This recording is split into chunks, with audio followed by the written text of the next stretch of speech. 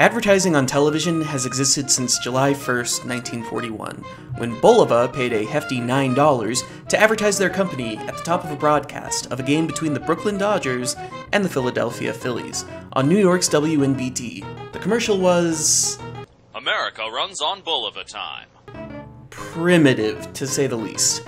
Over the course of the next 20 years, TV ads would evolve until they became the recognizable 15, 30, and 60-second vignettes that have permeated airwaves since the 1960s. Ads were pretty much the same since that time, i.e., miniature product pitches done in creative ways all throughout the 60s, 70s, and most of the 80s. But then, Generation X started coming of age.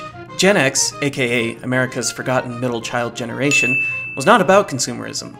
At all. They weren't buying sales pitches, and so advertising had to adapt. This resulted in the 90s being a decade filled with a new kind of advertising, one that featured artsy, abstract ads that sometimes barely mentioned their product at all. This of course meant that some of the ads ended up being weird. Really weird. Like, sometimes to the point of being downright disturbing. Here are 4 of those ads.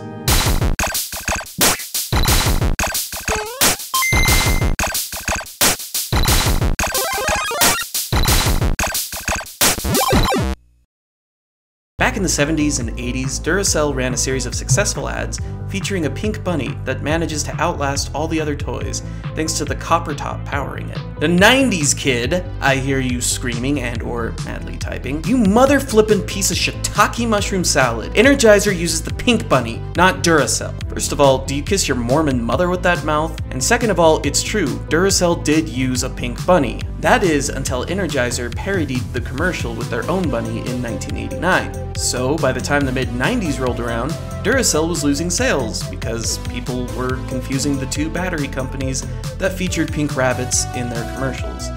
They needed something to set their brand apart once more. And in their desperation, they turned to something they didn't fully understand. So, is everybody using Duracell batteries? You kidding? The second I heard they had a battery that outlasts all other brands, I bought the family a whole case. Reminds me of the first time we tried Duracell batteries. We were living in Tulsa with your great aunt Emma. We shared a one-room apartment. Herb, did you slip her one of those other batteries? Me? The copper top. Tops them all. Okay. So many questions. Why are animatronic sentient dolls who draw their energy from batteries eating food? Is this the face of a man who says, "Give me cancer now, Lord"? What are the dad and son doing here? Did Herman Munster actually murder their admittedly obnoxious neighbor? And if so, is the family hysterically laughing at that fact? I mean, that's disturbing, right? But most importantly... Oh my God! What's wrong with your face? And action. Romeo, Romeo, wherefore art thou, Romeo? Again, please. Again? Again. Art thou bored? Yeah. Step into a Slim Jim. Oh, yeah! That's my Macho Man. It sounded more like the Kool-Aid Man. This is how you do a celebrity endorsement. Just look at this tower of power, too sweet to be sour. How do you top a commercial like that? Like this? I guess?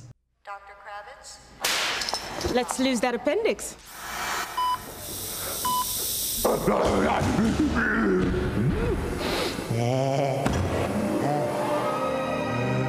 Mother, I'm home. I'm a big spicy butterfly. I gotta get out of here.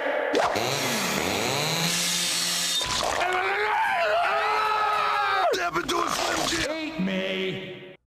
I mean, the Slim Jim Guy campaign as a whole always confused me anyway, since the message of every ad seems to be, "Slim Jim, eat our mystery meat product and watch it destroy your insides."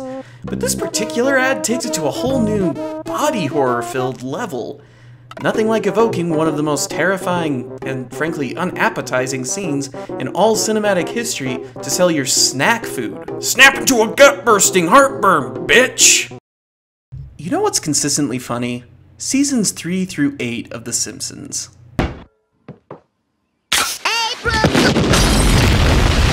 You know what's consistently not funny? Addiction. When someone is addicted to a substance or an activity, it can literally destroy a life.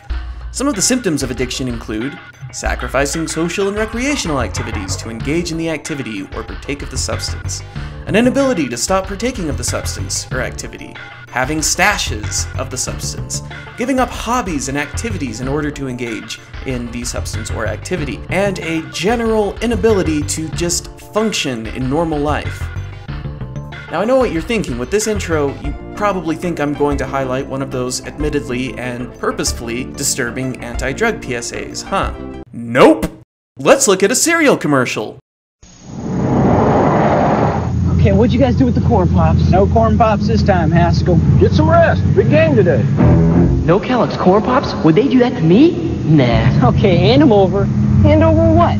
Okay, fine, pinheads, play without me. I want my pops. Oh, if that tastes like sweet crunchy popcorn, and if I can't have them, I don't play. So there. Arr! Hey, Haskell, don't let them get to you.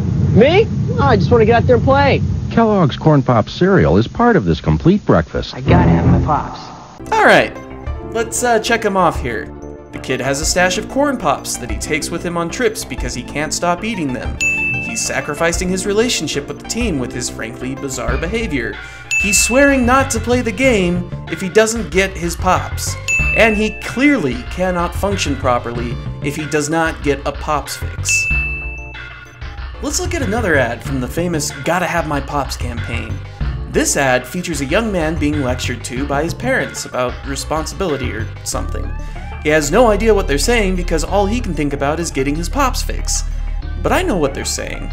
They're talking to him about the disastrous parent-teacher conference they just had with his high school chemistry teacher, Mr. White, and about how if he doesn't shape up, his life could end up going down the crapper. What we don't see is the Corn Pops party, where one of his friends is like, "Hey man, you think Corn Pops are crazy? Wait till you try this cereal. It actually has a taste you can see, man! You can see the taste!" One thing leads to another, and before he knew it, years later, young Jesse Pinkman here was entangled with the Mexican cartel, a madman, another madman, and another madman. That's right. This simple Corn Pops ad can be framed as a prequel to Breaking Bad. Let's talk about Nintendo. I love Nintendo. And I loved the Super Nintendo. What a wonderful console it was. Now the mid-90s, particularly 1995 and onward, was an awkward time for video games. It was kind of like video games were going through puberty because the target audience was growing up. They were teenagers and young adults now. And two players, Sony and Sega, had started advertising to this older generation. Nintendo, on the other hand, who at this point was over 100 years old as a company, decided to play it safe and continue to target young children. However, their 16-bit Super Nintendo was now competing with two 32-bit consoles. I mean, I guess there was like also the 3DO and the Jaguar, but come on, guys, they don't count. In an effort to keep up with these technically superior consoles, Nintendo had to get creative with their advertising around this era. I mean, just look at this commercial for Donkey Kong Country 3. I mean, you know, that's a pretty provocative, sexual... Oh my gosh! Ugh! Ugh! That's not even the ad I'm talking about, guys. In 1995, Shigeru Miyamoto had put together a sequel to Super Mario World, the aptly titled Super Mario World 2: Yoshi's Island, even though it takes place before the original Super Mario World. Now, the backstory to this game is pretty funny. Nintendo said that they had wanted a game with pre-rendered 3D graphics in the vein of Donkey Kong Country. Miyamoto basically gave them a middle finger and decided to make graphics that looked like they were drawn with felt pens, crayons, and colored pencils. In Japan, the advertising for this game really embraced the art style of the game. It's adorable. Look at Baby Mario. Then it came to Nintendo of America, and they were just like, what do we do with this? So I'm picturing this meeting with the advertising agency where they're all sitting around trying to spitball ideas. And then one guy's like, hey, this game has a lot of stuff in it, right? The levels are really long, there's a lot of bonus levels, there's like, what, 6 worlds? So let's go with that. This game has a lot of stuff. So what can we do with that? And then this other guy's like, hey, you guys remember that scene from Monty Python's The Meaning of Life, when that really fat guy comes into the restaurant and he's like puking all the time because he's so fat, and he eats and he eats and he eats, and then finally he explodes and his guts get all over the guests? Yeah, man, that was pretty funny. Let's do that! Let's use that for the advertisement for Yoshi's Island. When is too much too much? To find out, we crammed everything into Super Mario World 2 Yoshi's Island. 60 more levels, massive enemies, huge Yoshi tricks, all served up with the latest graphic technology, Morphmation. No more. Sure you don't have room for another little bonus level?